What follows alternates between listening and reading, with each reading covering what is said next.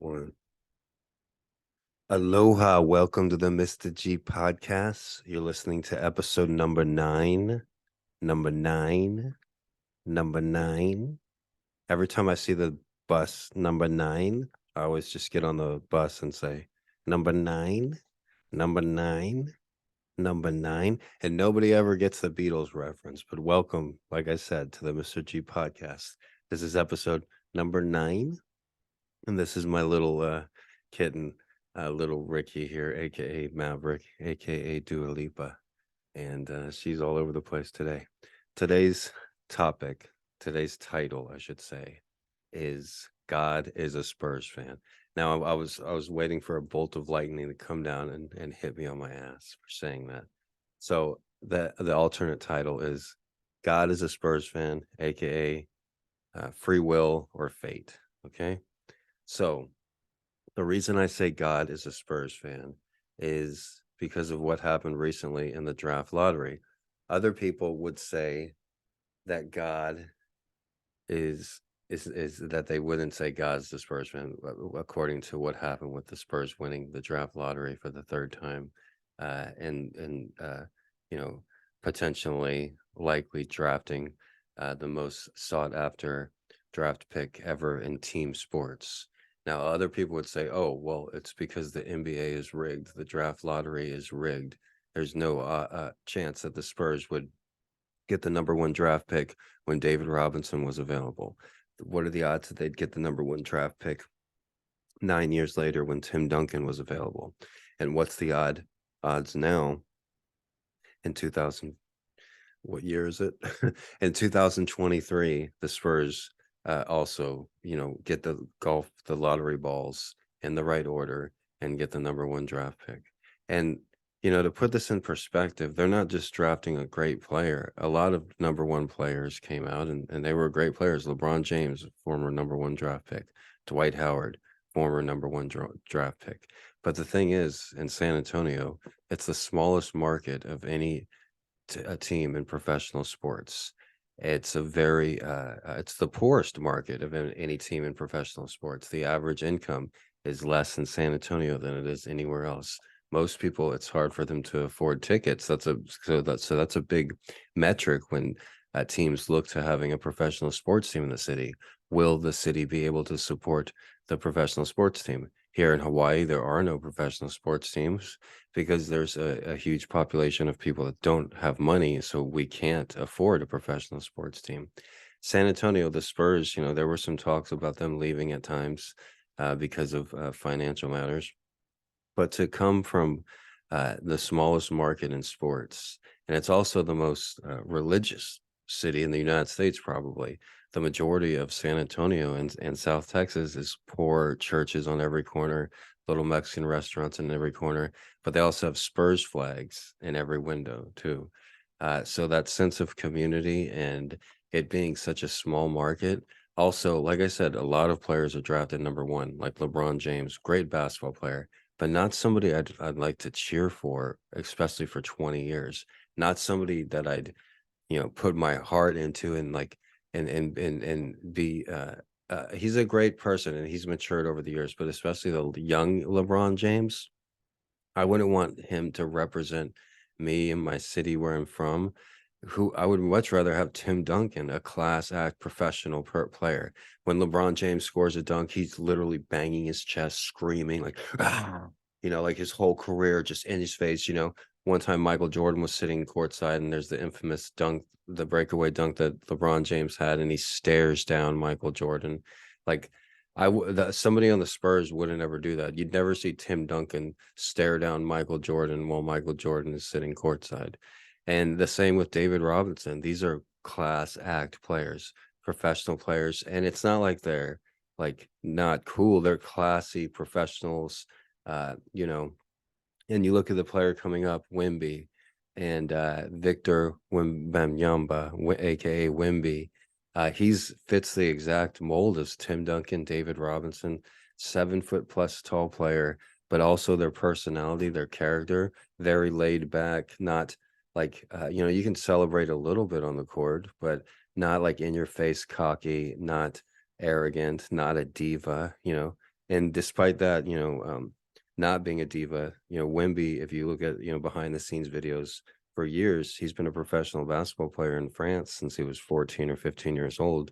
And he's had, availability of the world's best trainers and nutritionists. And so his body has been, his diet has been monitored and regulated. And he's been living a professional type life, I should say, a very affluent type life, eating at the finest French restaurants, being, carpooled in limousines everywhere. So this isn't just like, a small town like that doesn't like the humbleness. This is like very professional. He's been a professional player for years. And the Spurs, San Antonio Spurs, have been known. They were the first team to start recruiting European players. They started having scouts on the San Antonio Spurs payroll that would go overseas and recruit players like Manu Ginobili and uh, Fabio Alberto, another Argentinian player, and a lot of players that first came in. It wasn't as European as it is today. And the San Antonio Spurs were the first. Tony Parker, Boris Dio, of course, but they were the first to draft these foreign players and to give them a shot in the NBA. And so for Wemby to not only be 7 feet tall, not only be to one of the number one 7 foot tall draft pick of the last 30, 40 years, but also his character fits like so well with the San Antonio Spurs, just as well as Tim Duncan fit with the San Antonio Spurs, just as well as Manu Ginobili fit with the San Antonio Spurs, just as well as Tony Parker, and of course David Robinson, the first, who was drafted all the way back in 1987. So, like I said, the Spurs have the highest winning percentage of all sports. They drafted David Robinson in 87. His rookie year was in 1989 because he had to finish 2 years in the Navy. So in 1989, they had a 56-win season, the biggest turnaround in NBA sports. And I recently found out that record was only broken when Tim Duncan was drafted, and the Spurs had to tank the previous season. And then Tim Duncan, his rookie year, also Spurs had the best record, the best turnaround in professional sports. Tim Duncan won his championship in 1999 in his second season. It was a great time. And to beat that mold in sports, the Spurs are known as a championship team, but before 1999, you would never have thought they were a championship team. And before 1989, before they drafted David Robinson, the Spurs were like a joke. They were like the Sacramento Kings or the Atlanta Hawks. If you're like, oh, the Spurs are going to be a dynasty and win 5 championships, people would laugh at you. It'd be like, oh yeah, the Atlanta Hawks, they're going to be known as one of the best teams in sports. They're going to win championships and go to the playoffs every year. Like, no way. Or the Sacramento Kings. You could say that with just about any team in the NBA because the championships go to the same teams generally. And the same story was true with the Miami Heat until Dwayne Wade had his incredible playoff run in 2006. There needs to be like something to turn the tide. In basketball, it's so mental. Like you look at a free throw, it's the easiest thing. You're sitting there by yourself. You don't even need to jump. You just take the ball and put it in. But there's such a mental game of getting that ball into that goal. And you have to believe. And that's why only a certain number of teams win championships. You need a player that just blows you away, that makes you believe. You look at the Denver Nuggets now, and this and Joker, pretty much 3-time MVP. That's a game-changing player that just changes the course. That like you don't believe, oh, the Nuggets will never make it to the finals. Doesn't matter who they get. They could have Carmelo Anthony. They could have Dikembe Mutombo. They could have Allen fucking Iverson. They'll never make it to the finals. But then they get this guy Joker who does it quietly and shuts the critics up. Like you zip it, and they made it to the NBA finals because of that game changer. And the same thing with Tim Duncan. The Spurs had David Robinson from 1989, and then they draft Tim Duncan. After they got David Robinson, they were in the playoffs every year, but you would never picture them in the NBA finals. You would never picture them winning a championship. But then they draft this guy, Duncan, right? And then the Greg Popovich, the head coach and VP, decides to start both these players. He's not trading David Robinson. He's not trading Tim Duncan. He's having 2 7-footers in the starting lineup. And the Spurs dominate and they kick ass. And they're one of the best defensive teams around. Can you blame them? They got 2 7-footers guarding 2 best defensive players of all time guarding the rim. So the Spurs won the championship in 1999, their very first championship. And I still remember how great it felt to have the newspaper the next day with David Robinson and Tim Duncan on the cover saying Twin Towers. And that changed the tide. That was something huge that changed the tide. So, if and the thing is about the draft lottery in the NBA, it is supposed to be random, and I've researched it, and it's so random that they take combination of balls and they have everybody in a room where there's no phones allowed, and everybody is like strip search and shit, and they do it as authentic as possible. So I really don't think it's rigged. It's as rigged as the moon landing was, and hey, maybe the moon landing was rigged, but I don't see the NBA lottery to be rigged. And so I think to myself, how is this possible that, the San Antonio Spurs win the draft lottery in 1987? They draft David Robinson, just the nicest guy ever. The best philanthropist has given millions and billions of his money to charity and has always been a class act and has never had a dark spot on the court or off the court. And then you have Tim Duncan in the same story, a little quieter guy and, maybe, plays like Dungeons and Dragons type, but still always a class act and always a great teammate. And nobody has had anything bad to say about him off the court or on the court. And you look at Victor Wemby coming up, and Wemby, it just seems even better than the other two and even cooler than David Robinson and Tim Duncan. Like Wemby is smooth. Like when I say James Bond is a 7'5" player, like he's a smooth French guy. He just happens to be 7'5", and it's hard to take your eyes off of him. I've seen people in the comments and people that don't even like basketball, but they watch this guy Wemby, and he's a specimen. And it's not like a freak. Like you're not like at a freak show in the 1930s, like looking at the bearded lady or something. You're like looking at him in awe, like how graceful and how beautiful the human body can possibly be with the right chromosomes and the right eggs. He just hit the gene lottery, and he's a 7'5" player, but you would never picture him 7'5" because he's well proportioned and everything. Wow, I'm sounding like I really got a thing for this Wimby guy, huh? No, I'm on the board. I'm on the board early. I'm on early. Wimby's going to be the most iconic thing in sports, more iconic than Shaquille O'Neal. Picture Wimby standing on a 7 foot tall. You know how they have those measurements to measure how kids are tall, holding a basketball because he's 7'5", and he's got like a Nike shirt on. It just says Nike, and it just says Wimby, and it's got the Nike swoosh, and he's got like the trendy like short shorts. Okay, I don't care how short his shorts are. All right, he's a good looking guy though. Okay, all right, Wemby's awesome, but what's the most attractive thing about him is how awesome of character he has. He fits right in a fancy French restaurant. He would fit right in on the red carpet of the Met, and he's a great representation of San Antonio and the San Antonio Spurs organization and the NBA and professional athletes in general. And so that's why I say, like, wow, what are the odds that, I wouldn't be talking about basketball or Wemby right now if I wasn't, born and raised in San Antonio, growing up watching the Spurs. And now for the next, 20 years or so, God willing, he has an outstanding career. I've heard some people say he's either Kareem Abdul-Jabbar or bust, and other players are like, he's the number one player in the NBA. He's never played a minute in the NBA, but he's the most valuable player in the NBA. And you wouldn't trade LeBron James for him. You wouldn't trade Steph Curry for him. He's more valuable than Luka Doncic, every single player in the NBA. And to see that, and then like I didn't even know who he was. I just heard about him up until a couple months ago.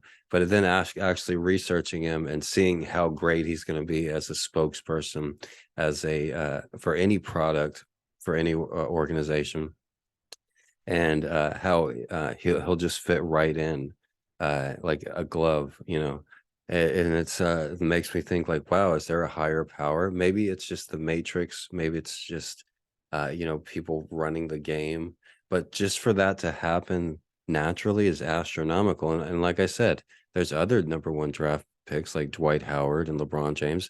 I would never want to cheer for LeBron James, no offense, but he's the biggest diva ever. Or, Dwayne Wade falling on the ground all the time. I don't like Dwayne Wade or Dwight Howard. Oh my goodness gracious, dude. He has Dwight, like, don't, no disrespect. You seem like a really nice guy, but you have, I think, 8, 9 children or 10 children with 10 different women, and you're walking around just like you've really like been a huge sinner and spent your money on debauchery.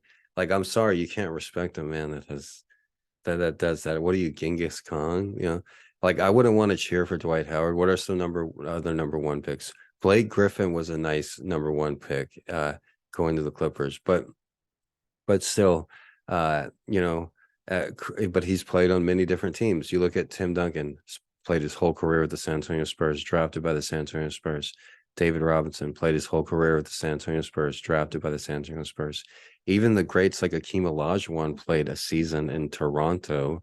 Olajuwon in Toronto, and then Patrick Ewing, former number one pick, played as in like Seattle or something, and still I wouldn't want to like cheer for Patrick Ewing, no offense to him, or Akeem Olajuwon, no offense to him, but Tim Duncan, David Robinson, and Victor Wemby, these are the great role models that there, and people didn't catch on early on with David Robinson. He was a superstar, but he wasn't a fan favorite like, say, Allen Iverson.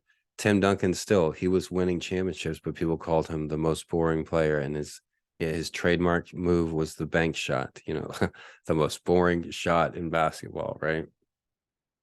But he did have a trademark move. The great players have their trademark move. That's a whole other podcast we can get into tomorrow. But as far as today's podcast, God is a Spurs fan. It just makes me wonder, like, all those things have to come together for them to win the lottery to get these particular players. And there's no better place for Wemby to end up if he was drafted by even in New York or Los Angeles. Like, there's no better place than San Antonio. Like, you look at their history with number one draft picks and also their history with foreign players, and their head coach, Greg Popovich. So it makes me wonder. But then you ask, is there fate or free will? Is everything going to happen supposedly? Like, was Wemby meant to do this? Like, has it been written? Because I believe in free will, and there must be a combination of both, I believe. I also believe in time travelers too. How does that interact with free will? They've proven recently with quantum mechanics that there are different timelines, and with quantum entanglement, which won the Pulitzer Prize, it proves that what you do here has an effect in a galaxy far, far away on a planet. So everything, and you can be two places at once.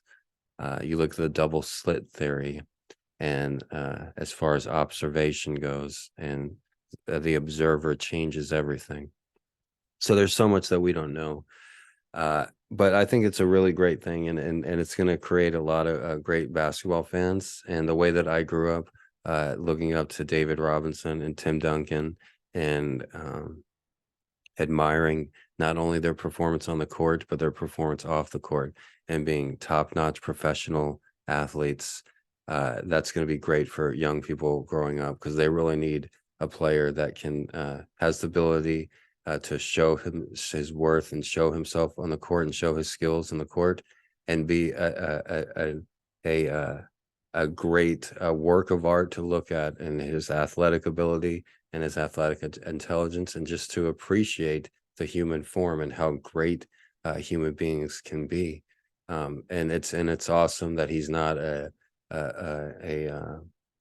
loud, obnoxious, belligerent player, and that's a diva. It's great that he has such an awesome personality and character to go with his awesome physical greatness. So with that being said, I hope you enjoyed today's podcast. Today's podcast is available wherever you get your podcast: Amazon Podcasts, Apple Podcasts, Spotify Podcasts, iHeartRadio Podcasts. And if you want to see the full versions with the video versions, you can see them uploaded on Twitter and YouTube. Do this every day, Mr. G Podcast Hawaii. And everybody have a great day. Aloha.